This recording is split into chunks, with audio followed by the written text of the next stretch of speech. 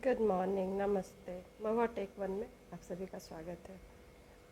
मैं थोड़े टाइम के बाद ब्लॉग बना रही हूँ। मैंने इसके पहले ब्लॉग बनाया था और मेरा फर्स्ट ब्लॉग था। होप कि आप सभी को बहुत पसंद आया होगा।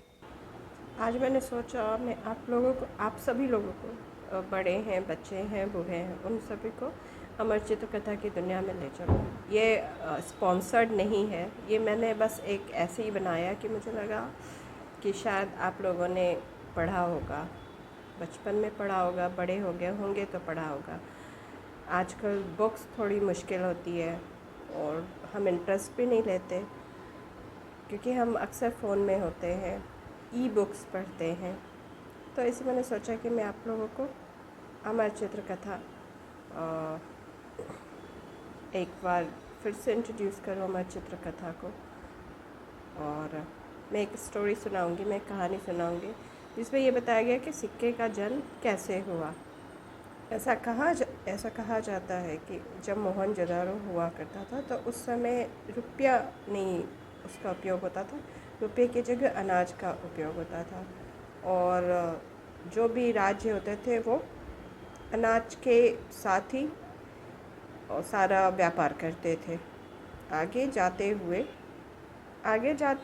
फिर वैदिक भारत में रुपये के रूप में मवेशी चलने लग गए और उनको गोपुच्छ बोला जाता था।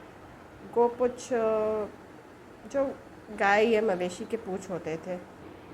लेकिन इसमें भी लोगों को दिक्कत होती थी, उनको प्रॉब्लम होता था, वो समझ नहीं पाते थे कोई सामान जो है वो अगर कितने गोपुच्छ का होगा, क्योंकि अगर गोपुच्छ बोल रहे हैं तो वो गाय की पूँछ को आप काट नहीं सकते थे। तो इसके लिए फिर से उन्होंने एक नया तरीका निकाला। उन्होंने एक टर्म यूज़ करना शुरू किया जिसको निष्क बोलते थे। निष्क एक ऐसा चीज़ होता था जो धातु बोलते हैं, उस समय धातु में जो भी पहना जाता था गले में, तो वो एक हार ही होता था जिसको उन्होंने बोला कि हम एक चौथाई देंगे अगर किसी चीज़ का चाहिए, मतलब आप उस हार को तोड़ के दिखा सकते हो उसको, एक 1/4 लेके दे सकते हो, हाफ दे सकते हो या पूरा हार दे सकते हो।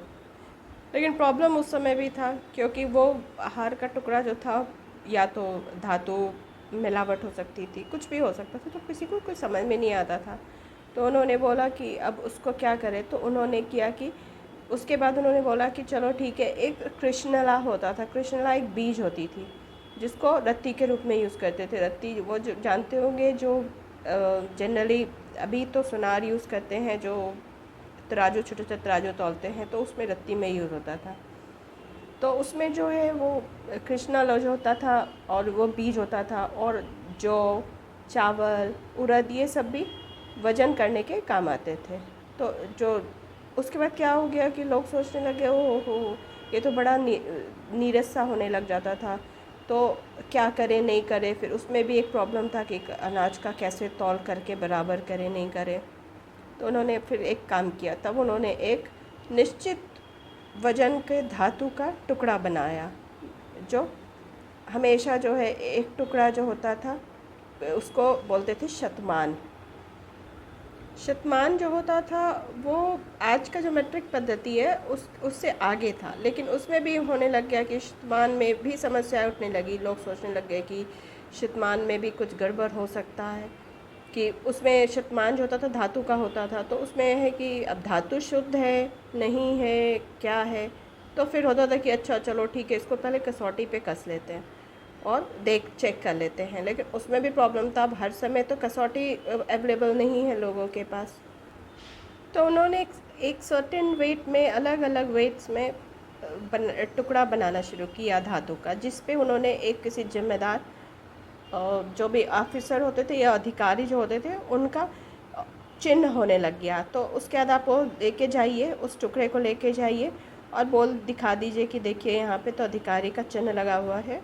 तो उसमें कोई प्रॉब्लम नहीं है, वो सही है, खरा है, और जितना उसको चाहिए वेट है, उसका वज़न है, उतना ही वज़न का वो है, और जितना मोल है उसका उतना ही मोल का भी वो है।